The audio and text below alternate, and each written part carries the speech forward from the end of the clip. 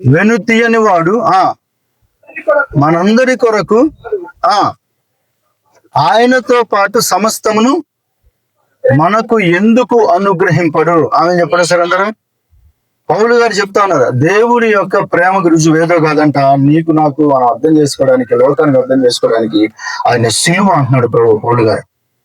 దేవుడు దిగి వచ్చి ఆ శిలువ మీద చనిపోయినటువంటి కార్యమును చూసారా? దేని కొరకు ఆయన దిగి వచ్చాడు అసలు ఈ లోకానికి? ఆ శిలువ మీద ప్రాణం పెట్టడానికే కదా. అనేకులకు ప్రతిగా తన విమోచన క్రయధనముగా తన రక్తమును తన ప్రాణమును అర్పించడానికి దేవుడు దిగొచ్చాడండి లోకానికి. దేని కొరకు వచ్చాడండి? కేవలం దేవుడు వచ్చాడు అంటే ఆయనకి ఏం జరగబోతుందో అన్ని ముందో తెలుసా తెలీదా? ఆయన ఎందుకు వచ్చాడంటే తన ప్రాణాన్ని అర్పించడానికి వచ్చాడంట. దేని కొరకు? ఎవరి కొరకు? ఏ పాపములైతే ఎవరైతే పాపములు చేశారో, ఎవరైతే ఆ యొక్క నిత్య జీవాన్ని పొందలేకపోతున్నారో, రోమపత్రిక చూడండి, ఇంకో వచనము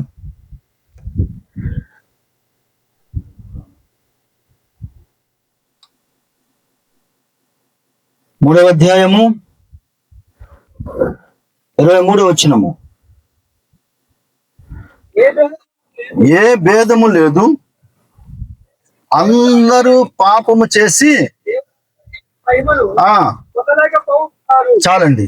అంటే దేవుని దృష్టిలో ఏ నీతిమంతుడు అనేవారు ఎవరు లేరు. అందరూ దేవుని దృష్టిలో పాపులే. పాపము చేసి దేవుడు ఇచ్చేటువంటి మహిమనంట, దేవుడు అనుగ్రహించి మహిమను పొందలేకపోతున్నారు. కాబట్టి అది పొందాలి అంటే ఏం చేయాలంటే, నువ్వు కేవలము నీ పాపముల నిమిత్తము, మనము చేసినటువంటి దోషముల నిమిత్తం అంట దేవుడు మనము పొందవలసిన శిక్షణ అంట ఆయన పొంది ఉన్నాడంట. దేవుని స్తోత్రం కలుగును గాక. దేవుడు లోకమును ప్రేమిస్తున్నాడు అనే దానికి ఏకైక రుజువు దేవుడి లోకానికి దిగవచ్చి మనలాంటి శరీరాన్ని ధరించి ఆ శిలువ మీద తన ప్రాణాన్ని అర్పించినటువంటి కార్యం మాత్రమే అది ఏకైక రుజువు అంటున్నాడు పౌలు గారు. దేవుని స్తోత్రం కలుగును గాక. అంతేకాకుండా అంతటితో ఆగట్ల పౌలు గారు. అలాగే తన సొంత కుమారుడు ఇవ్వటానికి ఎంత మాత్రం కూడా ఆ విధంగా చనిపోవడానికి, ఆ దేహాన్ని ఆ విధంగా భయంకరంగా ఆ యొక్క శిలువ మీద ఆ ప్రాణం పెట్టడానికి, రక్తం కార్చడానికి ఏ విధంగా అయితే కార్యం చేశాడో అంతటితో ఆయన ఆగిపోవట్లేదంటండి. అంతటితో ఆయన ఆగిపోక ఏం చేస్తాడంటే దాన్ని కంటిన్యూ దానితో ముగించట్లేదు దేవుడు తన కార్యాన్ని. ఏం చేస్తున్నాడు తర్వాత? మరొకసారి చదవండి 8వ అధ్యాయము, ఇందా చదివింది. దేవుడు తన సొంత కుమారుని అనుగ్రహించుటకు వెనుతీయకని వాడు.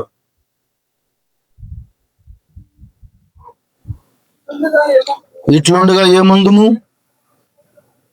మన పక్షమున ఉండగా మనకు విరోధి ఎవడు?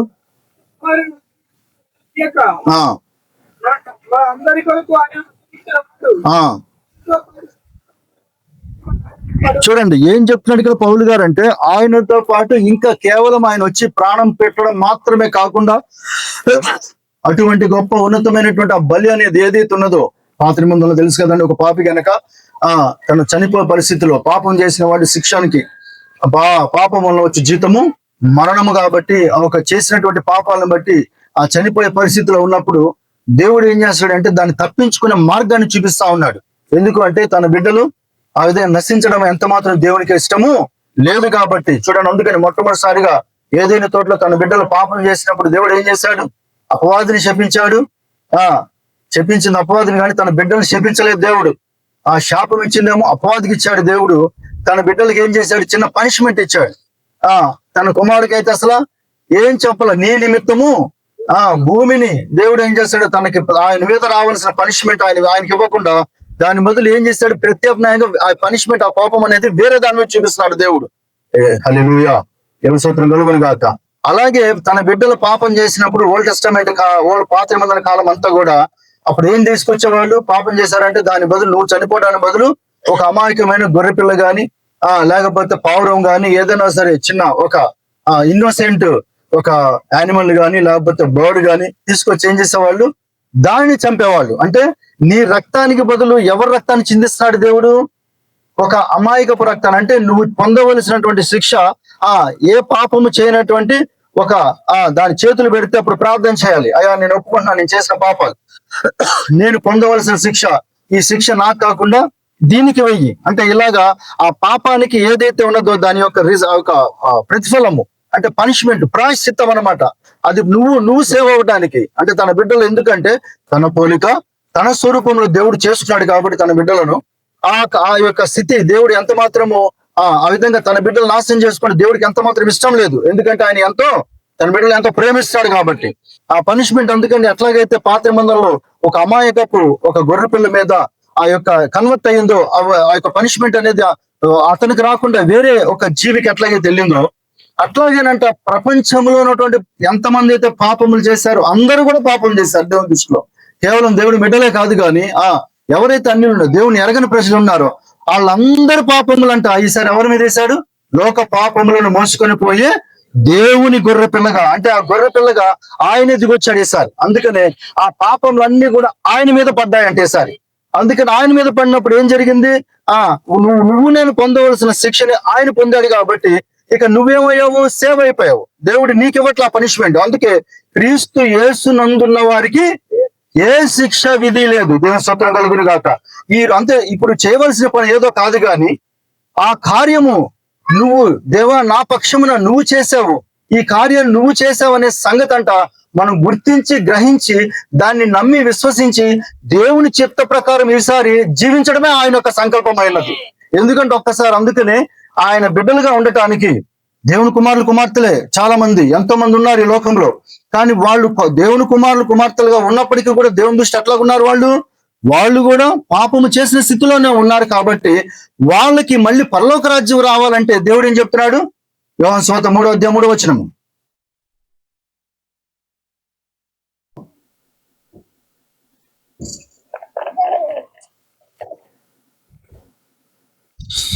అందుకు యేసు క్రొత్తగా చదివించితేనే గాని అతడు దేవుని రాజ్యమును చూడలేడని చెప్తున్నాను. అందుకు నికోదేము మనుషుడు ఎలా జన్మింపగలడు? రెండవ వారు తల్లి గర్భం ముందు ప్రవేశించి జన్మింపగలరా? అడుగగా యేసు ఎట్లనెను? ఒకడు నీటి మూలముగాను ఆత్మ మూలముగాను జన్మించితేనే గాని. చాలండి, ఏమన్నాడు ఆయన? ఒకడు క్రొత్తగా జన్మించితేనే గాని. దేని కొరకు ఆయన చెప్తున్నాడు ఇది? లోకంలో ఉన్నతమైన స్థితి పొందుకోవడానిక? లోకంలో బాగా డబ్బులు సంపాదించి తరతరాలు మన పిల్లలు తరతరాలు జీవించడానికి కావలసిన ఆశీర్వాదము దేవుని దగ్గర నుంచి రావడానికి చెప్పాడు. ఇది దేని కొరకు చెప్తున్నాడు ఆయనది? దేవుని రాజ్యంలోనికి ఒక వ్యక్తి ప్రవేశించాలంటే అంటే ఏం సంబంధించినది? ఈ లోకానికి సంబంధించిందా లేకపోతే వేరే లోకానికి సంబంధించినది? దేవుని రాజ్యం ఎక్కడుందండి? దేవా అరేమన్నాడు ప్రార్థన? పరలోక ముందు మా తండ్రి రామపరిశుద్ధపరచబడును గాక, నీ రాజ్యము వచ్చును గాక. అంటే అర్థం ఏంటి? ఇంకా రాలేదనే కదా. భవిష్యత్తులో ఆయన వెళ్ళేటప్పుడు సంఘానికి నేర్పిస్తున్నాడు ఆ ప్రార్థన. ఏమన్నాడు? నీ రాజ్యము వచ్చును గాక. అంటే దేవుని రాజ్యం రావాలని దేవుని బిడ్డలు ప్రార్థన చేయాలని దేవుడు ఎదురు చూస్తా ఉన్నాడు. దేవుని స్తోత్రం కలుగును గాక. ఎప్పుడు వస్తుందండి ఆ రాజ్యము? ఆ రాజ్యం ఎప్పుడు వస్తే చెప్పండి ఒకసారి. ఇప్పుడేమో ప్రభు అన్నాడు ఇంకో దగ్గర, దేవుని రాజ్యం ప్రభు ఎక్కడ ఉంటుందంటే ఆయన రాజ్యము మీ మధ్యలోనే ఉందన్నాడు ఒక దగ్గర. అంటే ఇప్పుడేమో ఆత్మ సంబంధంగా, ఎందుకంటే దేవుడు ఎక్కడైతే 2-3 ఆయన నామపేట కూడి ఉంటారో అక్కడ ఆయన ఉంటా అన్నాడు. ఆయన ఎంతమంది నమ్ముచున్నాడు ఇప్పుడు ఆయన మన మధ్యలో ఉన్నాడని? ఉన్నాడా మన మధ్యలో ఆయన? ఎందుకంటే దేవుడు ఆయన మనకు చేసిన వాగ్దానమైన అది. ఆ వాగ్దానాన్ని బట్టి చేసిన మాట ఎంత మాత్రం తప్పిపోదు. కాబట్టి భూమి ఆకాశాలు గతించి ఆయన మాటలు గతించడం సెలవిస్తున్నాడు. కాబట్టి ఈ రోజంతా ఎక్కడుంది దేవుని రాజ్యం అనేది? ఆయన సంఘం మధ్యలో ఉంది. ఎక్కడైతే ఆయన సంఘం కూడుకు, ఆయన సంఘం అంటే ఎవరో కాదు, ఆయన నామాన్ని ధరించుకున్న వాళ్ళు, ఆయన నామం పేట 2-3 ఏ స్థలంలో ఉంటే అదే దేవుని రాజ్యం అన్నాడు. అంటే పరిశుద్ధాత్మ యొక్క నాయకత్వంలో జరుగుతున్నటువంటి ఒక పరిచర్య. అదేదో కాదు. ఇంకో కోణంలో దేవుడు ఏమన్నాడు? చిన్న మంద అన్నాడు. చిన్న మంద భయపడొద్దు అన్నాడు. ఇంకో దగ్గర ఏమన్నాడు? నా గొర్రెలు నా స్వరం విన్నాను. అంటే అర్థం ఏంటి? అవన్నీ కూడా ఈ మాటలన్నీ కూడా ఇప్పుడు భూమి మీదే జరుగుతా ఉన్నాయి. ఎంతనా? ఎందుకంటే ఆయన గొర్రెలు ఎక్కడున్నారు? ఇప్పుడు పరలోకంలో లేరు. ఇంకా పరలోక రాజ్యము ఇంకా రాలేదు. ఆయన గొర్రెలుగా ఉన్నటువంటి మనం ఇప్పుడు ఎక్కడున్నాము? ఈ భూమి మీదే ఉన్నాము. విశ్వాసులు ఎక్కడున్నాము? ఈ భూమి మీదే ఉన్నాము. ఎక్కడైతే 2-3 ఎక్కడ కూడుకుంటున్నామంటే పరలోకంలో కాదు కదా, ఎక్కడ కాలంలోనే కూడుకుంటున్నాము. ఈ సంగతులన్నీ కూడా ఇప్పుడు భౌతికంగా భూమి మీద జరుగుతున్నాయి. కానీ దేవుని యొక్క రాజ్యం అనేది పరలోక ప్రార్థనలో దేవుడు చెప్తా ఉన్నాడు, నీ రాజ్యము వచ్చునుగాక. ఎప్పుడు వస్తుంది చెప్పండి? ఆ రాజ్యము వస్తుందా రాదా? వస్తుంది కదా. ఎప్పుడు వస్తుందో చెప్పండి. ఎక్కడ వస్తుంది? ఎప్పుడు వస్తుంది? ఎప్పుడు వస్తుంది టైం కదా నేను అడిగేది. వస్తుంది కదా ఖచ్చితంగా. అది ఎప్పుడుది? ఎక్కడ ఉంటుంది? అది ఇండియాలో ఉంటుందా? అమెరికాలో ఉంటుందా? ఇస్రాయల్ ఉంటుందా? ఆ రాజ్యం ఇంకోటి. ఆ బైబిల్ ఏం చెప్తుంది? వర్తమానం చదవట్లేదా? లేకపోతే బైబిల్లో ఉన్నది ఆల్రెడీ. డినామినేషన్ అడిగితేనే చెప్తారు. అది చెప్పాలి. ఎవరైనా ఒకరు చెప్తారు, ముందుకు వెళ్తాను నేను. ఏమా? మధ్యాకాశం కాదు, అది ఎత్తబాటు పెళ్లి విందు. అది వధువు సిద్ధపడి 19వ అధ్యాయము ప్రకటన 19 ఏం చెప్తా ఉంది? గొర్రె పిల్ల యొక్క పెళ్లి విందుకు పిలువబడిన వారు ధన్యులు. మధ్యాకాశం అది 3.5 సంవత్సరాలు పెళ్లి విందు. అది చెప్పాలి. మిలేనియం 1000 పరిపాలన లేదా? 1000 పరిపాలన ఆమె చెప్పరు సార్ అందరూ. ఇప్పుడు మనం ఎక్కడున్నాము? కాలంలో ఉన్నాము.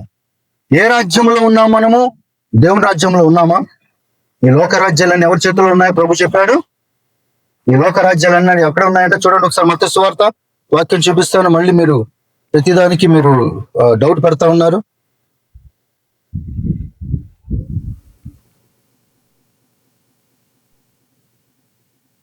మత్తయి సువార్త 3వ అధ్యాయము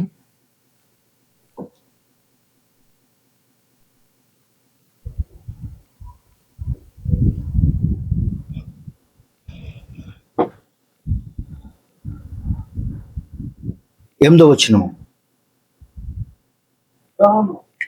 మత్తయి సువార్త క్షమించండి 4వ అధ్యాయం 4వ అధ్యాయము 8వ వచనము. మిగుల ఎత్తైన ఆయనను తోడుకొని పోయి, చూడండి, ఈ లోక రాజ్యములన్నిటినీ వాటి మహిమను ఆయనకు చూపి, నీవు సాగిలపడి నాకు నమస్కారం చేసిన ఎడల వీటన్నిటినీ నీకు ఇచ్చదనని. చాలండి. లోకరాజ్యాలు ఇప్పుడు ఎవరి చేతులు ఉన్నాయండి? ఎవరి చేతులు ఉన్నాయి? చదివారా ఇప్పుడే? ఎవరి చేతులు ఉన్నాయి? మళ్ళీ చదవండి గట్టిగా. ఇంకో మైకి తెద్దాం, లేకపోతే నెక్స్ట్ టైం అందరికి వినబడేటట్టు. మరలా అపవాది మిగుల ఎత్తైన ఒక కొండ మీదకి ప్రభువుని తీసుకెళ్ళాడంట దుష్టుడు. చూడండి, ఈ లోక రాజ్యములన్నిటినీ వాటి మహిమను ఆయనకు చూపి. ఎవరికి? దేవునికి చూపిస్తా ఉన్నాడు దుష్టుడు, అపవాది. ఏం చూపిస్తున్నాడు? ఇండియాని చూపించాడా? అమెరికానా? ఏం రాస్తుంది అక్కడ? ఈ లోక రాజ్యములు అన్నిటినీ ఉందా లేదా? అన్నిటిని ఉందా లేదా? ఆమె చెప్పండి ఇప్పుడు ఒకసారి. అంటే ఒక దేశము మిస్ అవటం అనేది లేదు. ఈ లోక రాజ్యములు అన్నిటినీ, అంటే ఈ భూమి మీద ఉన్న ఎన్ని దేశాలు అయితే ఉన్నాయో అన్ని దేశాలు చూపించడా? అంతే కదా దాని వచ్చినాము. అన్నిటినీ ఆయనకు చూపి. ఎవరికి చూపించాడు? దేవునికి చూపించాడు. చూపించామంటున్నాడు. నువ్వు గనక సాగిలపడి నా పాదముల మీద నువ్వు పడ్డావా, నువ్వు గనక నాకు గనక నా నమస్కారం అంటే సాగిలపడి అంటే అర్థం ఏంటి? అంతేనా? అంటే పాదాల మీద పడటం. నువ్వు గనక నా పాదాల మీద పడి సాగిలకు పడినట్లయితే వీటన్నిటిని, ఏంటన్నిటిని? ఈ లోకరాజ్యాలు ఎన్నైతే ఉన్నాయో వాటన్నిటిని నీకు ఇచ్చేదనని. దేవునికి స్తోత్రం కలుగును గాక. అపవాది డైరెక్ట్ గా సృష్టికర్తైన దేవాది దేవుడితో మాట్లాడుతున్న మాటలవి. దేవుడి దగ్గరికి దుష్టుడు దిగొచ్చి డైరెక్ట్ గా మాట్లాడుతున్న మాటలే కదా అవి. మిగిలిన 40 దినాలు ఉపవాసాలైన తర్వాత ప్రభు ఆయన ఆకలి ఉన్నప్పుడు వచ్చి ఏమంటున్నాడు తెలుసు కదండి? ఈ రాళ్లను రొట్టెలుగా చెయ్యి అని మాట్లాడింది వాడే. ఆ 3 మాటలు మాట్లాడాడు అపవాది ప్రభుతో. ఆ 3 మాటల్లో ఆఖరి మాట ఇది. ఆఖరిగా ఈ మాట చెప్పిన తర్వాత వెళ్ళిపోయాడు అపవాది. దేవుడు ఏమన్నాడు?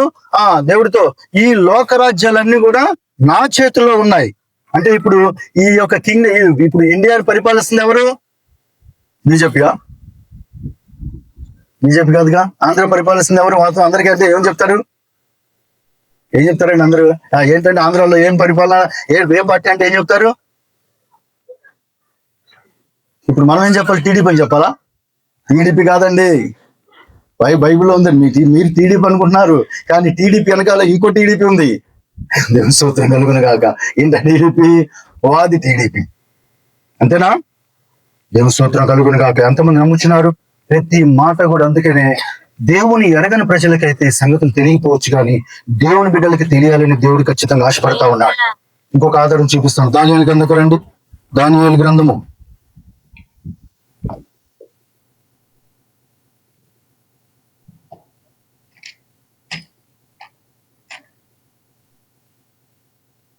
9వ అధ్యాయము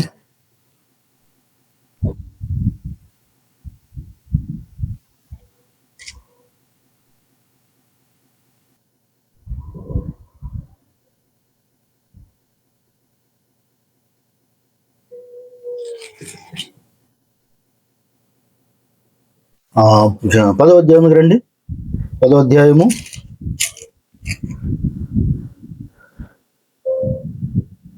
1 నుంచి. పారసీకుల రాజు కోరేషు పరిపాలన కాలములో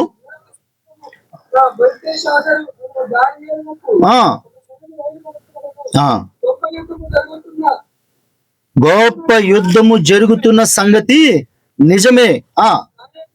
దానియేలు దాన్ని గ్రహించెను. చాలండి. ఏం చెప్తున్నాడండి ఇక్కడ? గొప్ప యుద్ధము జరుగుతుందన్నాడు. జరుగుతుందని నిజమే, కానీ అది దానియేలుకి ఎట్లా బయలుపరచబడింది? భూమి మీద యుద్ధం జరుగుతుందా లేదా? చూస్తున్నారా న్యూస్? కొన్ని సంవత్సరాల నుంచి ఏంటండి, కొన్ని రాజ్యాలకి యుద్ధం జరుగుతుంది కదా. రష్యా, ఇక్కడ ఏం జరుగుతుంది మనం న్యూస్ చూస్తున్నాం. రీసెంట్ గా తర్వాత అది మళ్ళీ అమెరికా, ఇజ్రాయెల్, ఇరాన్ వారు జరుగుతుంది కదా. ఇంకా జరుగుతానుంది. అది టీవీ ఆన్ చేయగానే కనపడుద్ది మనకి. న్యూస్ పెట్టుకుంటే రేడియోలో కానీ మనకి వాయిస్ కనపడుద్ది న్యూస్ లో. అదేమి దర్శనం అక్కర్లా. కానీ దానియేలుకంట ఏ టీవీలో దేవుడు చూపిస్తున్నాడు? ఏ ఒక్క న్యూస్ ఛానల్ ఓపెన్ చేస్తే ఆయన కనబడుతుంది అది యుద్ధం జరుగుతుందని. దేవుని స్తోత్రం కలుగును గాక. హల్లెలూయా. ఎక్కడంట యుద్ధము? ఆ యుద్ధము దానియేలుకి దేవుడు ఎలా చూపిస్తున్నాడు? అది దర్శనము వలన. అంటే అర్థం ఏంటి? ఈ యుద్ధాలు అయితే మనకి భూ సంబంధమైన యుద్ధాలు కంటికి కనబడుతున్నాయి, కానీ దానియేలు దగ్గర ఆయన చూపించుచున్నటువంటి యుద్ధం ఏదో కాదు, అది ఆత్మ సంబంధమైన యుద్ధం అయినది. అందుకే ఆత్మలోనికి దర్శనము వలన దేవుడు అంట దానియేలు గారికి ఆ యొక్క యుద్ధాన్ని చూపిస్తాడు. చదవండి. ఆ దినముల యందు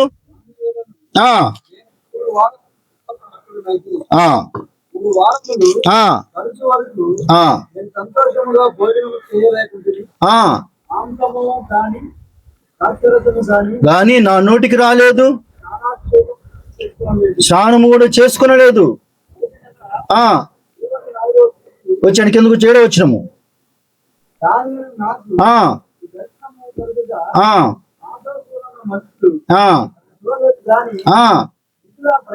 భయక్రాంతులే దాగుకొన వలన పారిపోయిరి. నేను ఒంటరినే ఈ గొప్ప దర్శనమును చూచి తిని, నాలో బలమేమీ లేకపోయాను. వికారమైన బలము నా యందు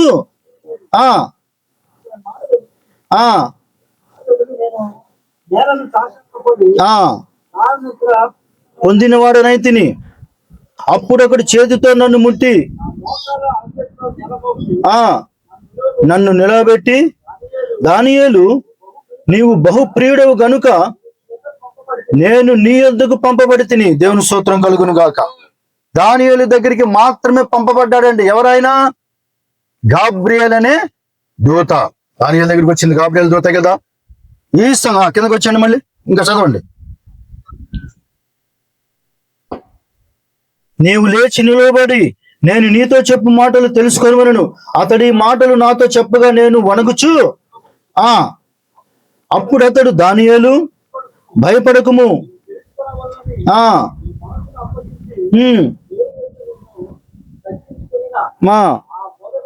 మొదటి దినము మొదలుకొని నీవు చెప్పిన మాటలు వినబడినవి గనుక నీ మాటలను బట్టి నేను వచ్చి తిని. చాలండి.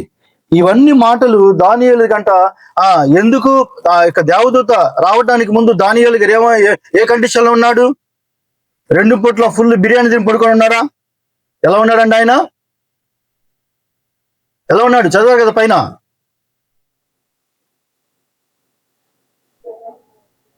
ఎన్ని రోజులు ఉన్నాడు ఉపవాసము?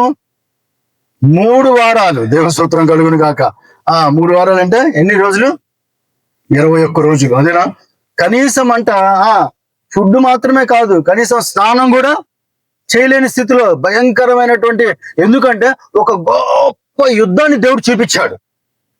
ఆత్మ సంబంధమైన ఆ యొక్క డైమెన్షన్ లో, ఆ యొక్క పరిమాణంలో జరుగుతున్నటువంటి ఆ పరలోకంలో జరుగుతున్న యుద్ధం అంట ఎవరికి జరుగుతుంది ఆ యుద్ధము?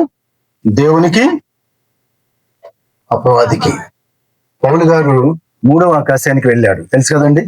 మధ్యాకాశానికి వెళ్ళి 3వ ఆకాశానికి వెళ్ళి మళ్ళీ ఆయన తిరిగి వస్తా ఉన్నాడు. తిరిగి వస్తున్నప్పుడు ఒక లోకాన్ని చూశాడంట ఆ యొక్క పౌలు గారు. ఇది అలాగే ఉంచి 1 కొరింథీ 12వ అధ్యాయానికి రండి. ఇది మళ్ళీ అనుకొద్దాము. ఇవన్నీ నేను కొత్త వాళ్ళలో చూపిస్తున్నాను.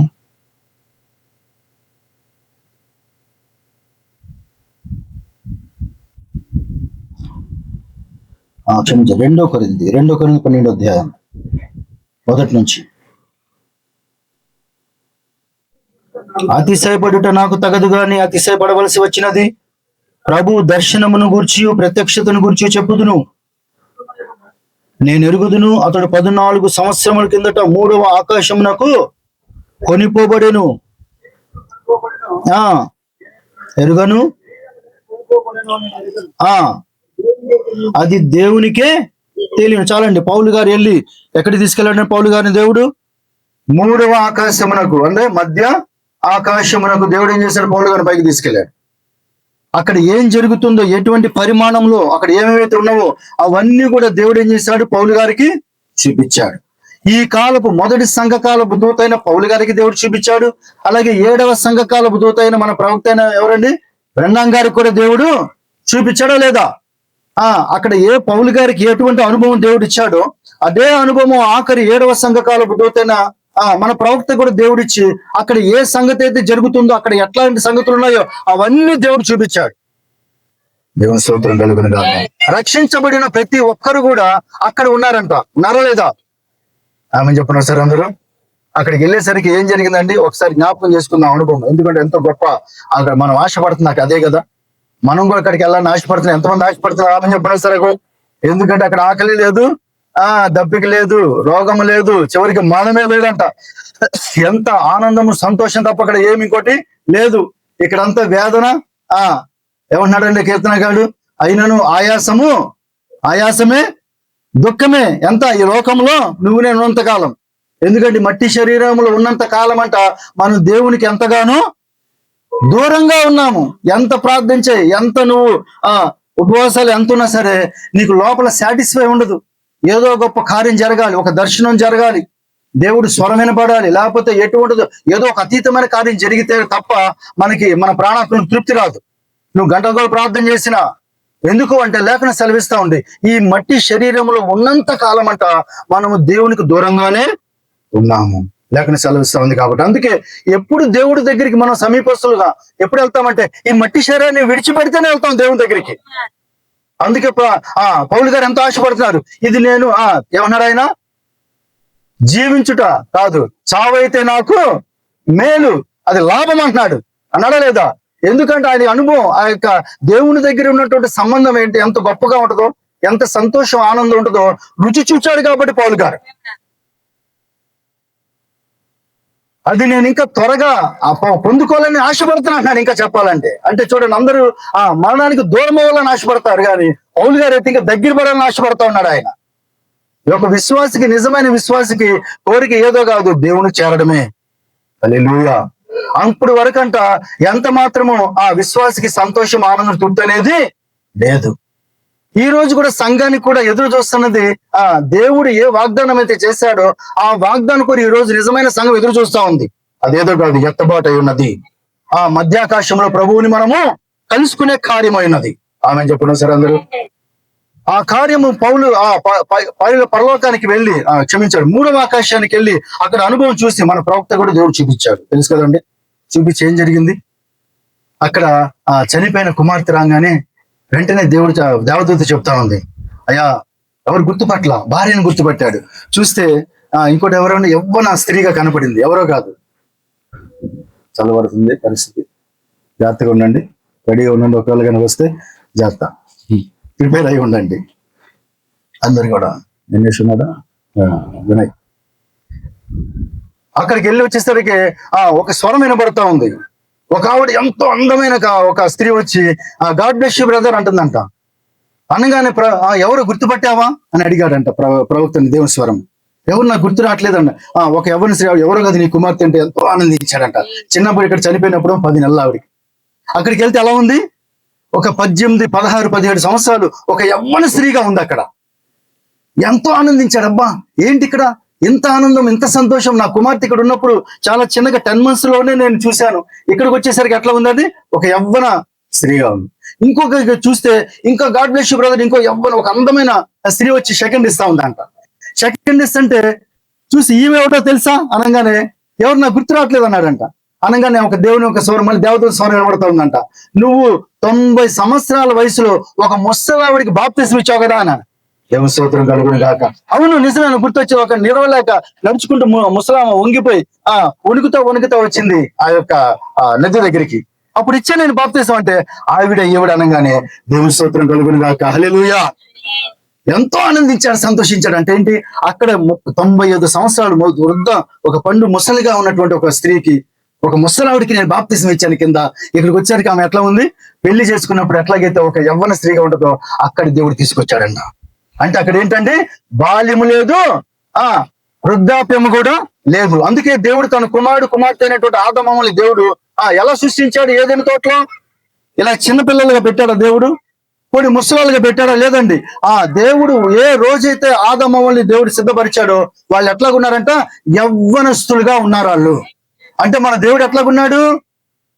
దేవుడు తన పోలిక ఆయన స్వరూపంలో చేసుకున్న ఆదమమ్మల్ని. అంటే మన దేవుడు ఎట్లాగున్నాడు? ఇప్పుడు ముసలివాడిగా ఉన్నాడా? పసిపిల్లాడిగా ఉన్నాడు ఆయన? ఎలా ఉన్నాడు ఆయన? ఆయన కూడా యవ్వనంగానే ఉన్నాడు. ఆయనలో కూడా వృద్ధాప్యం లేదు, బాల్యదనం కూడా లేదు. అందుకే చూడండి, అందుకే ఈ లోకానికి వచ్చినప్పుడు, ఆయన కన్యక ద్వారా లోకానికి జన్మించినప్పుడు మాత్రమే ఆయన అప్పుడు కనపడ్డాడు. ఒక చిన్న పిల్లవాడిగా ఆయన అందరిలాగా మనం పెరిగాడు కాబట్టి. కానీ ఆయన ఏమంటున్నాడు? పెద్ద అయిన తర్వాత నేను చనిపోయాడు, మృతుడనే తిని గాని ఇదిగో యుగ యుగములు సజీవుడినై ఉన్నానంటున్నాడు ఆయన. అంటే సజీవుడిగా ఉన్నప్పుడు ఎట్లాగున్నాడంటే యవ్వనంగానే ఉన్నాడు ఆయన. అందుకే నేను ఉన్నవాడును అనువాడును. కోట్ల సంవత్సరాల క్రితం ఎట్లాగైతే ఉన్నాడు దేవుడు, ఇప్పుడు అట్లాగే ఉన్నాడు. ఎన్ని కోట్ల సంవత్సరాలు గడిచిన తర్వాత కూడా ఆయన అట్లాగే ఉంటాడు. అంటే తన బిడ్డలు కూడా ఎట్లా ఉంటారు? ఈ రోజు నువ్వు చిన్నవాడిగా ఉండొచ్చు, రకరకాల వయసులో కూడా మనం ఉన్నాం. ఈ రోజు వృద్ధులుగా ఉన్న వాళ్ళు ఉన్నారు. కానీ ఎప్పుడైతే కాలాన్ని విడిచి మనము నిత్యత్వంలోనికి వెళ్తామనంట అందరూ ఒకే వయసులో ఉండగలుగుతా ఉన్నాం మనము. హల్లెలూయా. అందుకే ఆఖరి సంఘకాలపు దూతగా మన ప్రవక్తకి దేవుడు చూపించాడు. మొదటి సంఘకాలపు దూత అయిన పౌలు గారికి కూడా ఆ పరిమాణం. ఎందుకంటే వాళ్ళు పర్మనెంట్ ప్లేస్ ఏదో కాదు, వాళ్ళు ఎక్కడైతే భవిష్యత్తులో ఉండబోతున్నారో ఆ కార్యాన్ని దేవుడు ముందుగానే చూపించాడు సంఘకాలపు దూతలకు.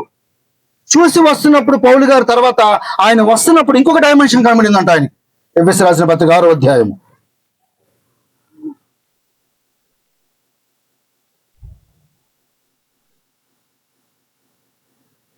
10వ వచనం చదవండి.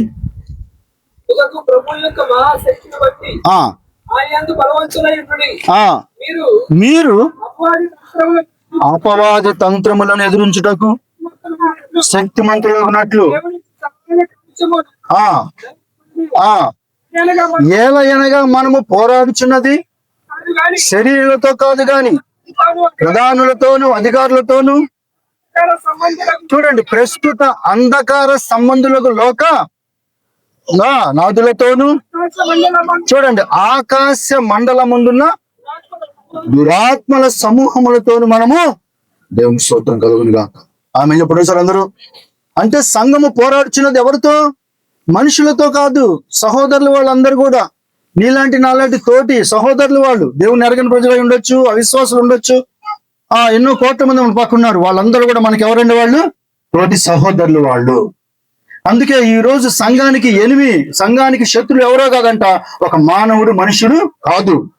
అందుకే వచ్చేసేయండి మళ్ళీ దానియేలు గ్రంథం ఇందాక వెనకరండి తొందరగా. ముగిస్తాం తొందరగానే, 9:30 కల్లా క్లోజ్ చేయాలని ఆశ.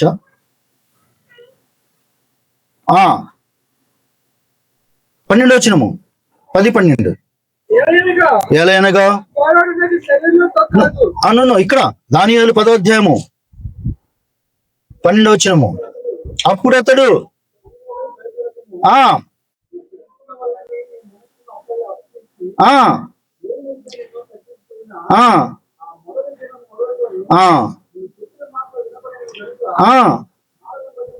వచ్చి తిని 13 వచ్చి జాగ్రత్తగా బైబిల్ తీసుకోవాలి, జాగ్రత్తగా గమనించండి. ఆ వచనం ఇప్పుడు నేను చెప్పాలని నేను ప్రాముఖ్యంగా ఆశపడతా ఉన్నా. 13 వచనము.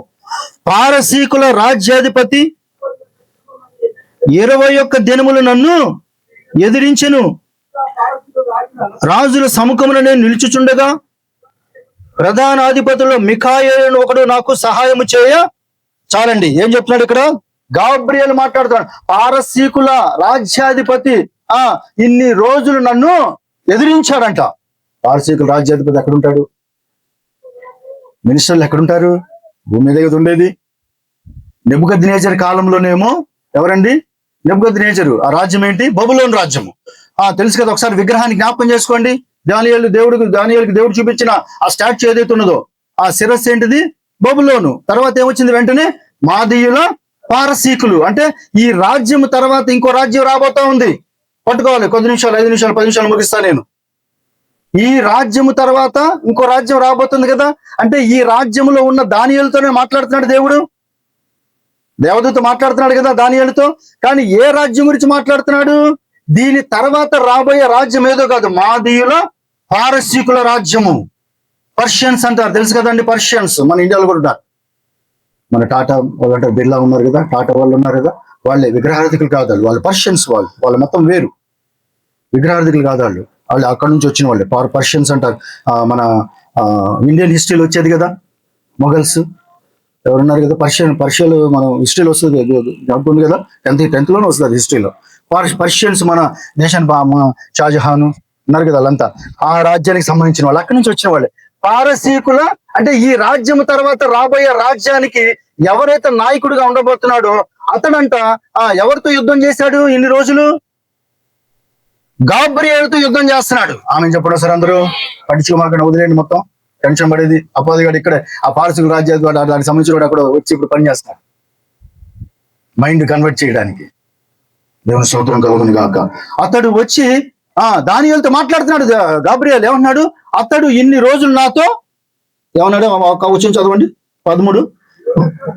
పారసీకుల రాజ్యాధిపతి 21 దినములు నన్ను. దేవుని స్తోత్రం కలుగును గాక. అంటే ఎప్పుడైతే మోకరించాడో దానియేలు ప్రార్థన చేయడమో అప్పుడే దేవుడు యొక్క ఆన్సర్ స్టార్ట్ అయింది. ఎన్ని రోజులు దానియేలు ప్రార్థన చేశాడు? 3 వీక్స్ కదా. అంటే మోకరించిన దినమే దేవుడు వెంటనే సమాధానాన్ని అక్కడ పరలోకం నుంచి పంపించేశాడు. గాబ్రియేలును వెళ్ళి దానియేలును దర్శించు అన్నాడా లేదా? దానియేలును దర్శించడానికి ఎప్పుడైతే బయలుదేరాడో ఆ 7th డైమెన్షన్ లో ఉన్నటువంటి యొక్క గాబ్రియేల్ గారు వెంటనే మధ్యలో ఇందా మనం చదివాం కదా, ఎఫెసీయులకు రాసిన పత్రిక 6వ అధ్యాయంలో, ఆకాశ మండలమున దురాత్మల సమూహము అక్కడ కూర్చుని ఒకడంట ఆ గాబ్రియేల్ ఆపాడంట. ఎక్కడికి వెళ్ళలేదు నువ్వు అంతేనా? ఆపి ఏం చేశాడంట? ఎన్ని రోజులు ఫైట్ చేశాడంట. మళ్ళీ ఎన్ని రోజులైతే ఇక్కడ చూడండి, ఆ యొక్క దానియేలు గారు ఎందుకు 3 వీక్స్ అంత ఉపవాసం ప్రార్థన చేయాలంటే ఆన్సర్ ఇంకా రాలేదు కాబట్టి. ఒక రోజు ప్రార్థన చేస్తాం మోకరించి, రాలేదు ఆన్సర్, ఏం చేస్తావు నువ్వు? మళ్ళీ ప్రార్థన చేస్తావు. మరుసటి రోజు మోకరించి, ప్రభువా ఈ విన్నపం ఉంది, దీనికోసం నేను ప్రార్థన చేస్తాను. ఎప్పుడు ప్రార్థన చేస్తాం చెప్పండి? మనము దేవుని దగ్గర నుంచి సమాధానం వచ్చేంత వరకు ప్రార్థన చేస్తాం. ఎప్పుడైతే వచ్చిందో ఇక చేస్తామో దానికోసం చేయం కదా. ఎన్నో సంవత్సరాలుగా పెట్టుకుంటూ వస్తా ఉన్నాము ఒక అవసరత ప్రార్థన వినపము. దేవుడు ఇచ్చాడు సమాధానము. ఒకసారి ఏమో నెలకు ఇస్తాడు, ఒకసారి సంవత్సరానికి ఇస్తాడు. మనకు అటువంటి అనుభవాలు చాలా ఉన్నాయి, విశ్వాసం తెలుసు కదండి, ఉన్నా కదా. నేను కూడా అటువంటి అనుభవాలు కలిగి ఉన్నాను. ఒక్కొక్కసారి అయితే వారంలో వచ్చేది సమాధానం, ఒకరోజు అయితే సాయంత్రం వచ్చింది, ఒకసారి నాకు మరుసటి రోజే వచ్చింది, ఒకసారి అయితే 5-6 నెలలు పట్టింది. అంటే ఆయన చిత్తం అది. అలాగే దేవుడు దానియేలు గారు ఎప్పుడైతే మోకరించి ప్రార్థన చేసి స్టార్ట్ చేశాడో అప్పుడే దేవుడు సమాధానం పంపించాడు. అంతేనా? అర్థమైనా చెప్పండి. ఎందుకని? ఎన్ని డేస్ అయితే దానియేలు గారు ప్రార్థన చేశారో అన్ని రోజులు అక్కడ సమాధానం తీసుకొచ్చున్నటువంటి గాబ్రియల్ గారిని అక్కడ ఆపేశాడు ఒకడు. ఎవరంటే వాడు? పారసీకుల రాజ్యాధిపతి అన్నాడా లేదా? చూడండి ఒకసారి మళ్ళీ తొందరగా. పారసీకుల రాజ్యాధిపతి 21 దినములు నన్ను ఎదిరించాను. చూడండి, ఎదిరిస్తుంటే ఆఖరికి బలం సరిపోక దేవుడు చూసి ఎవరిని పంపించాడు సహాయం చేయడానికి? మిఖాయిల్ని పంపించాడంట. ఎందుకంటే ఒక్కొక్క దూతకి దేవుడు ఒక్కొక్క ఆఫీస్ ఇచ్చాడంట, ఒక పని అప్పగించాడు. ప్రభు చెప్తున్నాడు. గాబ్రియల్ గారిని ఏమో దేవుడు దేని కొరకు యూజ్ చేసేవాడు? ఇన్ఫర్మేషన్ పంపించడానికి, దేవుడి దగ్గర నుంచి ఒక న్యూస్ తీసుకురావడానికి. ఎవరండి ఆవిడ? మరియ గారి దగ్గర. మరియ గారి దగ్గరికి వచ్చి దయాప్రాప్తురాల నీకు శుభము అని చెప్పింది ఎవరు? గాబ్రియలే కదా. బాప్తిస్మ యోహాను తండ్రి గారు ఎన్నో సంవత్సరాల నుంచి ప్రార్థన చేస్తాడు. వస్తు అయిన తర్వాత వచ్చింది సమాధానం. ఒకనొక రోజు వెళ్ళి చర్చిలోకి వెళ్ళగానే గాబ్రియల్ దేవుడు ప్రత్యక్షమైంది. అయిందా లేదా? ఓ జకరియా నువ్వు భయపడకము అనంది. తెలుసు కదా, ఎవరైనా నువ్వు అనగానే భయపడిపోయాడు. నేను దేవుని సముఖంలో నిలిచినట్టు గాబ్రియల్ అని దేవా దూతను అన్నాడు. చూడండి, అంటే ఆ దూత గాబ్రియల్ని దేవుడు దేనికి యూజ్ చేసుకుంటున్నాడు అంటే ఒక ఇన్ఫర్మేషన్ ని దేవుడు ఒక న్యూస్ తీసుకోవడానికి. కానీ ఫైట్ చేయడానికి దేవుడు ఏ దూతను ఉపయోగించుకున్నాడంటే ఆయన మిఖాయేల్ని యూజ్ చేసుకున్నాడు. దేవుని స్తోత్రం కలుగును గాక. ఒక మిఖాయేల్ అంటే గొప్ప గ్రేట్ వారియర్ అన్నాడు. అంటే టోటల్ బైబిల్లో మనం చూసుకుంటే యుద్ధాలు ఎక్కడ జరిగినా సరే మిఖాయేలే దేవుడి వాడబడుతున్నాడు, గొప్ప దూత అయి ఉన్నాడు. అందుకే ఈయన వర్క్ ఏంటంటే యుద్ధం చేయడం కాదు, కానీ గాబ్రియల్ గారిది ఏంటంటే ఒక సాఫ్ట్ అన్నమాట. ఫైట్ చేయడం అంతగా ఇవ్వలే దేవుడు ఆ యొక్క పని. కేవలం నువ్వు ఒక ఇన్ఫర్మేషన్ తీసుకొచ్చేవాడు కాబట్టి సాధు ఒక సాఫ్ట్నెస్ కలిగి ఉంటాడు, నెమ్మది కలిగి ఉంటాడు. దేవుని స్తోత్రం కలుగునుగా. కానీ జాలి దయ చూపించుకున్నటువంటి నేచర్ దేవుడు ఎవరిలో పెట్టాడు? గాబ్రియల్ గారిలో పెట్టలేదు, కానీ మిఖాయేల్లో పెట్టాడు. అందుకే చిన్న లేదు పెద్ద లేదు, ఒక్కసారి కత్తి తీశాడంటే టప టప టప టప టప లేపుకుంటూ వెళ్ళిపోవటమే. ఎందుకంటే అటువంటి క్యారెక్టర్ ఆయనలో పెట్టాడు కాబట్టి దేవుని స్తోత్రం కలుగును గాక. అందుకే దేవుడు చూసి ఏం చేశాడంటే వెంటనే మిఖాయేల్ని పంపించాడంట. చదవండి ఒకసారి, ఇంకొకసారి దాని కంటిన్యూషన్ ఇంకో వచ్చిన చూపిస్తున్నాను.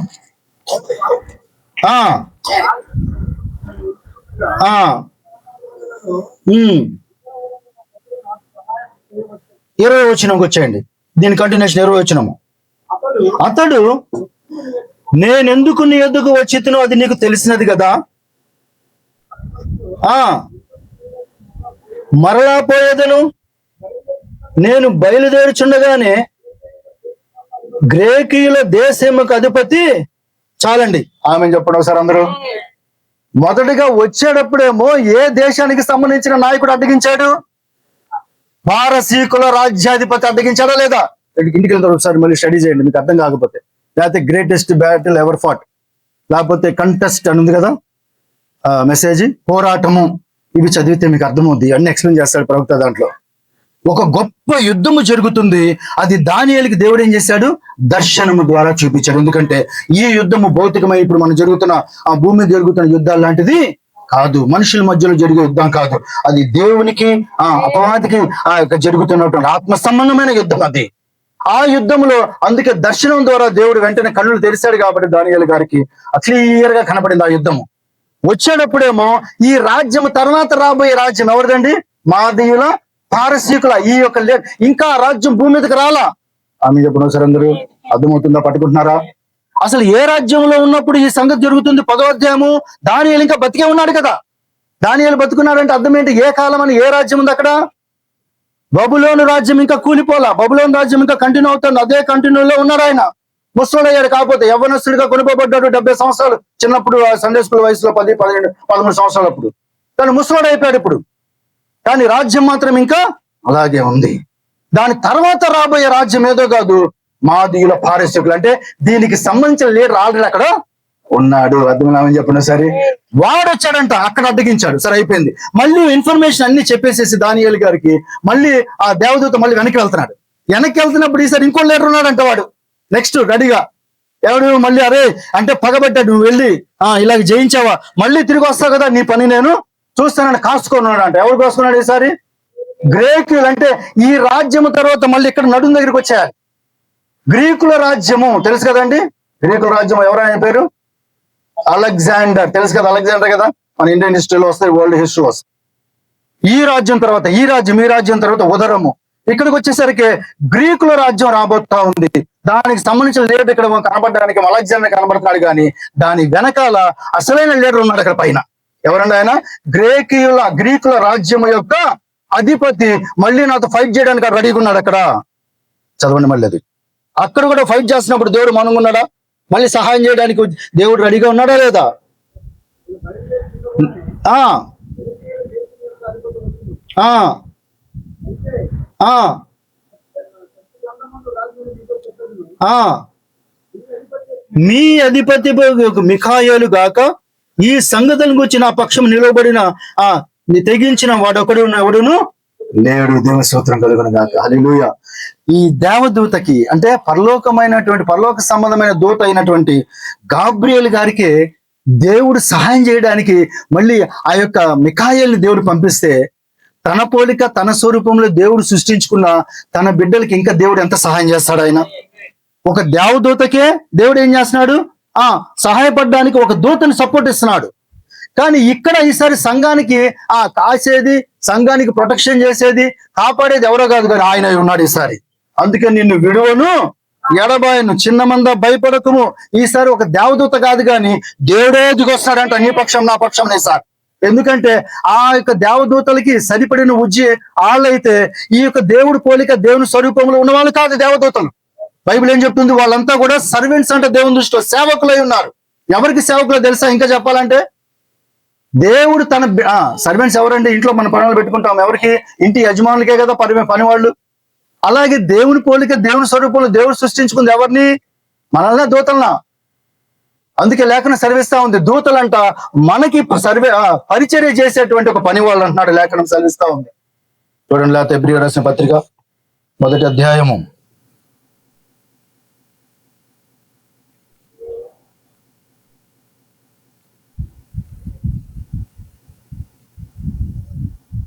13వ వచనము 5వ వచనం చదవండి ముందుగా. 1వ అధ్యాయం 5వ వచనము. ఏలయనగా నీవు నా కుమారుడవు అనియుగాక నేను ఆయనకు తండ్రినయ్యుందును అనియు. చాలండి. ఏమంటున్నాడు? ఆ దూతలలో ఎవరితోనైనా ఎప్పుడైనా సరే దేవుడు చెప్పాడా? ఏమని? నీవు నా కుమారుడవు అని దూతలతో ఎప్పుడైనా టోటల్ బైబిల్లో ఒక్క చోట కూడా దేవుడు ఎక్కడ కూడా చెప్పలా. 13వ వచనము. అయితే నా కుడి పార్శ్వమున కూర్చుండుము. ఎప్పుడైనా చెప్పినా వీరందరూ రక్షణను స్వాస్యను పొందబో వారికి పరిచారము చేయుటకే పంపబడిన దేవునికి స్తోత్రం కలుగును గాక. హల్లెలూయా. ఆమె చెప్పండి సార్ అందరూ. రక్షణను స్వాస్యాన్ని పొందబోయేటువంటి వాళ్ళకి సహాయం చేయడానికి, పరిచర్య చేయడానికి, హెల్ప్ చేయడానికి దేవుడు ఎవరిని పెట్టాడంట? మళ్ళీ మనుషులు పెట్టలా, పరలోకమున దూతను పెట్టాడంట.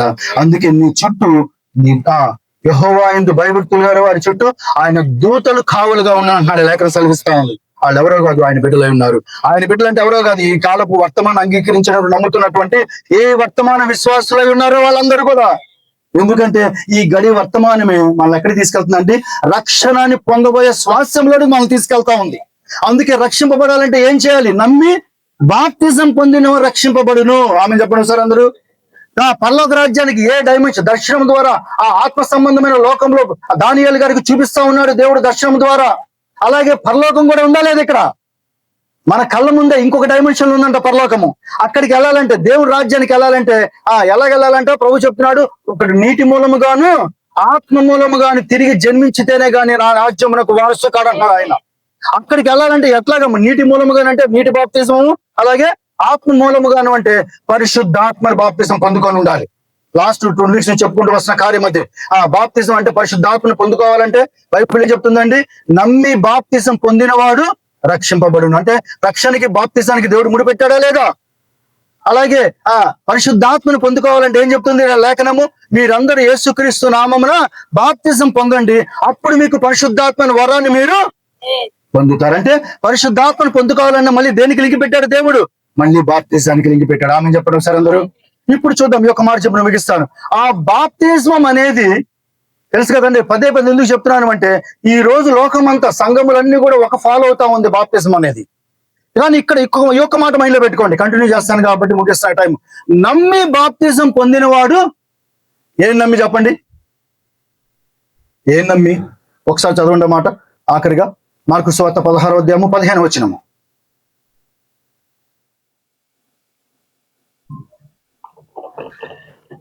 మీరు సర్వలోకములకు వెళ్ళి సర్వ సృష్టికి సువార్తను ప్రకటించుడి. నమ్మి బాప్తిస్మం పొందినవాడు రక్షింపబడును, నమ్మని వానికి శిక్ష విధింపబడును. చాలండి. ఈసారి ప్రభు చెప్తున్నాడు ఏమని శిష్యులకి, మీరు ప్రపంచానికి సర్వలోకానికి మీరు వెళ్ళి సర్వ సృష్టికి సువార్తను ప్రకటించండి. నమ్మి బాప్తిజం పొందినవాడు రక్షింపబడును. ఇప్పుడు చెప్పండి, ఇప్పుడు ఏమి నమ్మి కాదు చెప్పాలి. దీంట్లోనే ఉంది ఆన్సర్, అందుకే నేను చదివించాను మీకు. దేవుని వాక్యం అది ఒక మర్మమైన కార్యము. ఫ్లోగా మనం చదువుకుంటే వెళ్తే మనం పట్టుకోలేమండి. దాంట్లో ఒక మర్మము దాగి ఉంది. దేవుడు ఆత్మ సంబంధమైనటువంటి సంగతులు కాబట్టి, ఆత్మ సంబంధమైన సంగతులు పరిశుద్ధాత్మ సహాయం బట్టి మాత్రమే గ్రహించగలడు ఎవడైనా. మన సొంత ఆలోచన తలంపులు బట్టి మనం ఎంత మాత్రం గ్రహించలేరు. మీరు సర్వలోకానికి వెళ్ళి సర్వ సృష్టికి సువార్తను ప్రకటించండి అని వెంటనే కదా నమ్మి బాప్తిజం పొందిన వాడు రక్షింపబడు. అంటే ఏమి నమ్మి చెప్పాలి? అక్కడే ఉంది కదా, చదివించాను. అందరూ అందరూ అదే కదా, అందరూ సువార్తనే అంటారు. అందరూ నేను చెప్పే సువార్త కాదంటారు. కాదు అది ఒకటే ఉంది ఆన్సర్. అక్కడ పట్టుకున్నారా? ఎవరు పట్టుకోలేరా? God bless you. ఈసారి ప్రసంగం చేసేది ఎవరు? ప్రభువా శిష్యులా? ఎందుకంటే ప్రభు ఉన్నట్లు నేను ముందే పైకి వెళ్ళిపోతున్నాడు ఆయన. ఇదిగో వాళ్ళందరూ చూస్తుండగా కళ్ళ ముందు ప్రభు పైకి వెళ్ళటం చూశాడు. మేఘం ఆయనను కొనిపోయాను. అందరు కళ్ళ ముందు చూశారు, అరే మన ప్రభు వెళ్ళిపోయాడు రా, వేదనతో ఉన్నారు. కానీ ఈసారి మిగిలిపోయిన శిష్యులే, ఎందుకంటే వాళ్ళే వెళ్ళిపోయి కళ్ళ ముందు ప్రభు వెళ్ళిపోవడం చూశారు కాబట్టి. మార్కు సువార్తలో ఏమన్నాడు? నేను పైకి వెళ్ళిపోతున్నాను. ఈసారి వెళ్తుంది, ప్రపంచానికి వెళ్తుంది ఎవరు?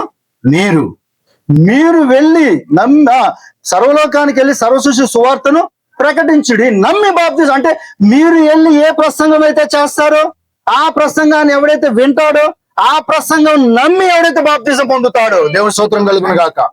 అదే లింక్. అదే చెప్పండి మళ్ళీ. మీరు వెళ్ళండి సర్వలోకానికి వెళ్ళి సర్వ సృష్టికి సువార్త ప్రకటించండి, నమ్మి బాప్తిజం పొందిన వాడు. అందరూ చెప్తారు అవునండి మేము నమ్మామండి, యేసు ప్రభు దేవుడు అని. అక్కడ ఉందా? ప్రభు అక్కడ చెప్పలేదే. ఏం చెప్తున్నాడు? శిష్యులు వెళ్ళి ఏ ప్రసంగం అయితే చేస్తారో ఆ ప్రసంగం ఎవడైతే వింటాడో విని ఆ ప్రసంగం నమ్మి, అంటే మీ శిష్యులు ఏం చెప్పారు? అది ఆ చెప్పిన ప్రసంగం నమ్మి బాప్తిజం పొందిన వాడికే కదా రక్షణ. మరి శిష్యులు ఏం చెప్పారు? తండ్రి కుమార పరిశుద్ధాత్మ వాళ్ళు బాప్తిజం పొందని చెప్పారా? ఏం చెప్పారా చెప్పండి ఒకసారి చదివా ముగిద్దామా. అపోస్తలుల గారు 2వ అధ్యాయం 38వ వచనము. పేతురు గారు ఏం చెప్తున్నారు చూడండి ఒకసారి.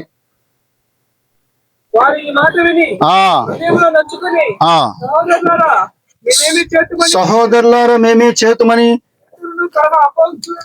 అడుగగా మారు మనస్సు పొంది మీ పాపములు క్షమించబడాలంటే ప్రతివాడు యేసుక్రీస్తు నామమున బాప్తిస్మము పొందుడి. చాలండి. ఇది నమ్మి, అంటే మీరు వెళ్ళి ప్రసంగం చేస్తే ఏ ప్రసంగం అయితే చేస్తారో అది నమ్మి ఎవరైతే బాప్తిజం పొందుతారో వాళ్ళకే రక్షణ. అర్థం ఏమని చెప్పండి. అంటే ఇప్పుడు ఎంతమంది అయితే తండ్రి కుమార పరిశుద్ధాత్మ బాప్తిజం పొందారో వాళ్ళకి రక్షణ ఉందా లేదా? ఉందా లేదా? లేదంటే ఇప్పుడు అందరూ మనకి రివర్స్ అవుతారుగా. ఎందుకంటే అన్ని సంఘాలు ఇచ్చేది అదే కదా, పెద్ద సంఘాలు ఇచ్చేది. మా దగ్గర రక్షణ లేదా అంటారు. అందుకని మనం మాట్లాడకూడదు. మనం ఏది మాట్లాడినా బైబిల్లోనే చూపించాలి. ఎందుకంటే మన సొంత మాటలు ఏది చెప్పడానికి వీలేదు, ఎందుకంటే మనకి బైబిల్ ఆధారం కాబట్టి. అందుకే చూడండి, ఒక మర్మమైన కార్యం, అందుకే అంత ప్రాముఖ్యమైన సంఘటన ఇది దాగి ఉంది కాబట్టి రక్షణ అన్నిటికంటే ప్రభు అన్నాడు ఎంత గొప్ప అంటే గొప్పదేంటి? రక్షణనే కదా. ఈ డబ్బులు కాదు, ఆస్తులు కాదు, లేకపోతే కోట్ల రూపాయలు విలువైన స్థలాలు కాదు గొప్పది. మనకు గొప్ప వచ్చేది, కానీ దేవునికి ఏది గొప్ప? రక్షణ గొప్ప. ఎందుకంటే రక్షణ నిన్ను పరలోక రాజ్యానికి తీసుకెళ్లేది. ఆయన రాజ్యంలో ఒక కుమారుడిగా కుమార్తెగా నిన్ను నిలబెట్టేదే రక్షణ ఉన్నది. ఆ రక్షణ అనేది దేవుడు అందరికీ కాదు కానీ ఎన్నిక చేసుకున్నటువంటి ఆ సబ్జెక్ట్ నా తర్వాత వచ్చే సబ్జెక్ట్ కాబట్టి ముందు ఈ మనసులో పెట్టుకోండి. నమ్మి బాప్తిజం పొందిన వాళ్ళు రక్షణ నమ్మటం ఏదో కాదు. శిష్యులు ఏ ప్రసంగం అయితే చేస్తారో, ఏ విధంగా బాప్తిజం పొందమని చెప్తారో, వాళ్ళు శిష్యులు ఏ ప్రసంగాలు అయితే చేస్తారో ఆ ప్రసంగంలోనే దేవుడు రక్షణ దాచిపెట్టాడు. ఎందుకంటే అందరూ ప్రభు మీదే ఫోకస్ పెడతారు. శిష్యులు ఏం చేస్తారు? అందరూ ఏం చేస్తారు? పక్కన పెట్టేస్తారు. ప్రభువే కావాలి మాకు. నిజమే. అసలు ప్రభు తర్వాత ఈ ప్రపంచంలో ఏ వ్యక్తి, ఏ పాస్టర్ గారైనా ప్రభు చెప్పిందే చేయాలి. ఎందుకంటే ప్రభు కంటే గొప్పవాడు ఎవడు లేడు. అందుకే ప్రభు చెప్పింది శిష్యులు చేశారు. ఈ రోజు శిష్యులు ఏదైతే చెప్పారో ప్రపంచంలో సంఘాలన్నీ చేయాలి. ఎందుకంటే అదే అపోస్తలుల బోధ ఉన్నది. వేరే బోధ అంటే బైబిల్లో లేదండి. అది నామని చెప్పండి. దాకా ఈ సబ్జెక్ట్ మళ్ళీ కంటిన్యూ చేస్తూ ఉంటాను. ఎందుకంటే ఇది పరలోక రాజ్యానికి సంబంధించింది కాబట్టి ఒక్క కూడిక 2 కోట్లు అయ్యేదిగా. ఆ పరలోక రాజ్యానికి సంబంధించింది దేవుడు ఎంతకాలం ప్రసంగం చేశాడండి ఆయన? 3.5 సంవత్సరాలు చేశాడు ఆయన. అంతేనా? 3.5 సంవత్సరాలు ప్రభు చేసిన ప్రసంగం అంతా దేని కొరకు చేశాడు? ఈ లోకంలో మిమ్మల్ని దీవించి ఆశీర్వదిస్తాను, అందరికంటే గొప్ప వాళ్ళని చేస్తాను, కోటీశ్వరులను చేస్తాను అలా ఆయన ఎక్కడ కూడా. ఆకలి దప్పులు గలవారు ధన్యులు అంటే నువ్వు ఆకలితో ఉండటమే నీకు దేవుడికి దృష్టిలో ధన్యుడు. దేవస్థానం కలుగును గాక. అందుకే 1 రోజు 2 రోజులు కాదు 3 వారాలు కడుపుని కాల్చేశాడు దేవుడు మన పితరుల్ని. దేవుని స్తోత్రం కలుగును గాక. ఎవరైనా మన ధర్మశాస్త్రం తెచ్చే మోషే గారికి అయితే ఎన్ని రోజులు దేవుడు కడుపు కాల్చేశాడు? 40 రోజులు కడుపులో మొత్తం ఖాళీ పెట్టేశాడు ఆయన. అందుకే చూడండి, హృదయ శుద్ధి గలవారు ధన్యులు. ఈ ధన్యతలన్నీ చదువుకుంటూ వెళ్తే అన్ని కూడా ఏ ఒక్కటి కూడా భూ సంబంధమైన ఆశీర్వాదాల గురించి ఒక్క ప్రసంగం కూడా లేదు. అన్ని కూడా పరలోకానికి సంబంధించిందే దేవుడు చేసుకుంటూ వెళ్ళాడు. ఎందుకంటే ఇది శాశ్వతమైనది కాదు. దేవుని బిడ్డలకి శాశ్వతమైన జీవితం ఏదో కాదు, తర్వాత దేవుడు నిత్య జీవమైనది. ఆ నిత్య జీవం అనేది సువార్తలో దాచిపెట్టాడు. ఆ సువార్త అనేది ప్రభుత్వం మాత్రమే కాకుండా తర్వాత ఆ శిష్యుల ద్వారా దేవుడు కంటిన్యూ చేయించాడు. అందుకే ఆ సువార్త అనేది రక్షింపబడాలన్నా సువార్త కేవలం 4 సువార్తలు, గాస్పెల్ సేవలో మత్తయి, మార్కు, లూకా, యోహాను, ఈ 4 సువార్తలు మాత్రమే కాకుండా తర్వాత వచ్చేటువంటి పత్రికల్లో కూడా దేవుడు సువార్తను మర్మంగా దాచి ఉంచాడు. అందుకే అక్కడితో ఆగిపోతే మనము మిస్ అయిపోతాము నిత్య జీవం. అందుకనే దానికి ఎగ్జాంపుల్ ప్రవక్త ఏం చెప్పారంటే, అగ్నిస్తంభం నడుచుకుంటూ వెళ్తా ఉంది. అగ్నిస్తంభం నడుచుకుంటూ అగ్నిస్తంభం కదులుతుందంటే అది కింద సంఘం కూడా కదలాలి. లేదా నాకు పని ఉంది, నాకు ఇక్కడే బాగుందంటే శత్రువు వస్తాడు. ఎందుకంటే అరణ్యమది, నీకు సెక్యూరిటీ లేదు. నీకు సెక్యూరిటీ ఎవరో కాదు, ప్రభు అయి ఉన్నాడు. ఆయన ఎక్కడుంటే అదే నీకు కాపుదల. ఆయన లేకపోతే అపవాదం వస్తాడు, ఏ సింహం వస్తుంది, లేకపోతే ఏ ఎలుగుబంటి వస్తుంది, పీకు తింటది అరణ్యంలో అప్పుడు భౌతిక. అందుకే అగ్నిస్తంభం కదులుతుంటే అందుకే సంఘం కూడా కదిలింది కింద. ఈ రోజు అగ్నిస్తంభం మేఘస్తంభం ఏదో కాదు, ఆయన వాక్యం అయినది ఈ రోజు అగ్నిస్తంభము. అంటే దేవుని వాక్యమే అగ్నిస్తంభం అయినది ఈ రోజు. అందుకే సువార్తల్లో ఆగిపోలేదు ఆయన, ఇంకా కంటిన్యూ అవుతా ఉన్నాడు. తర్వాత అపొస్తలుల కార్యాలకు వచ్చాడు ఆయన. అపొస్తలుల కార్యాల తర్వాత రోమపత్రిక వచ్చాడు. ఆ తర్వాత పత్రికల్లో ఉన్నాడు. ఆఖరికి ఎక్కడ ఆయన అగ్నిస్తంభం ఆగిందండి? ప్రకటన గ్రంథంలో అగ్నిస్తంభం ఆగింది. కానీ డినామినేషన్ అందరూ ఎక్కడ ఆగిపోయారు? మత్తయి సువార్త 28 దగ్గర ఆగిపోయారు. అంటే బాప్తిజం మాకు ఇక్కడే చాలు, ఇది సరిపోద్ది, తండ్రి కుమార పరిశుద్ధాత్మ నామములో అందరూ బాప్తిజం అవుతారు. కానీ వాక్యమైన అగ్నిస్తంభం ముందుకు కదులుతానే ఉంది. ఇంకా దేవుని స్తోత్రం కలుగును గాక. God bless you. నిశ్చయ దేవుడు దీవించును గాక. దయచేసి మాటలందరూ కూడా మనసు ఉంచండి. మళ్ళీ అది కంటిన్యూ చేసే సబ్జెక్ట్ కాబట్టి మీరు ధ్యానించండి. ఇంటికి వెళ్ళిన తర్వాత మనం ఏదైతే ప్రకటించబడతా ఉందో అది ఒకవేళ ఇంటికి రాసుకుంటున్నప్పుడు మీరు స్టడీ చేయండి. లేకపోతే కొన్ని వర్తమాన బుక్స్ లేకపోతే టేప్స్ వినండి. లేకపోతే మనం ఏదైతే ఇక్కడ అధ్యాయాలు తీస్తా ఉన్నామో అవన్నీ మరొకసారి మళ్ళీ మీరు రిమైండ్ చేసుకోండి. ఎందుకంటే రాయ్ గారు ఫస్ట్ రోజు వచ్చి చెప్పింది అదే కదా. ఏం చెప్పారు ఆయన? వాళ్ళు ప్రసంగం విని ఏం చేశారంట? వాళ్ళంతటితో బుక్స్ ముగించేసి వెళ్ళి పడుకోలేదు ఇంటి దగ్గర. ఏం చేసే వాళ్ళు ఇంటికి వెళ్ళగానే వాళ్ళు బెరయా సంఘం వాళ్ళంటే ఏం చేశారంట? ఈ రోజు పాస్టర్ గారు చెప్పింది నిజంగా ఎంతవరకు నిజమా కాదో చూద్దామని చెప్పి వాళ్ళు ఇంటికి వెళ్ళండి ఏం చేశారంటే వాళ్ళు లేఖనాలను వాళ్ళు స్టడీ చేశారంట. అప్పుడు ఎప్పుడైతే స్టడీ చేస్తే అదే గొప్ప ఉన్నతమైన సంఘంగా దేవుడు నిలబెట్టాడు వాళ్ళు. ఎందుకంటే బయలుపడి పొందుకుంది కాబట్టి. విన్నట్టు పక్కన పెట్టేసేసి ఏదో ఫార్మాలిటీగా వచ్చేసేసి వారానికి ఒకసారి మనం వినిపోతే కూడా బెరయా సంఘం కంటే ఉన్నతంగా మనం రావాలంటే ఏం చేయాలండి? మనము కూడా బెరయా సంఘం గారు చేసినట్టు ఈ రోజు కూడా మనం కూడా ఏ ప్రసంగం అయితే వస్తుందో పులిపిట్లో నుంచి ఏదైతే దేవుడు మాట్లాడుతూ ఉన్నాడో అవి ఇంటికి వెళ్ళిన తర్వాత మళ్ళీ ఒకసారి స్టడీ చేసుకుంటూ వెళ్తుంటే అప్పుడు దాంట్లో దాగున్న మర్మాలన్నీ దేవుడు బయలుపరిచేవాడుగా ఉన్నాడు. దేవుని స్తోత్రం కలుగును గాక. దయచేసి అంత లేచిన పడతాము. మరొకసారి అందరూ కలిసి కొద్ది సమయం పాటు ఎత్తబడిన వాక్యాన్ని ఈ దినము కూడా ప్రభు అధ్యక్షుడిగా దిగి వచ్చి